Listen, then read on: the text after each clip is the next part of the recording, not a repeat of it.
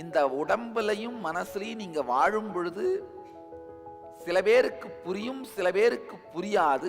ஆனால் ஞானம் அடைகிறதுக்கு முன்னாடியோ ஞானம் அடைகிறதுக்கு அப்புறமோ நீங்கள் சிவபெருமானின் திருவடிவங்கள், அந்த சக்தியோடு ஒன்றானவர்கள்.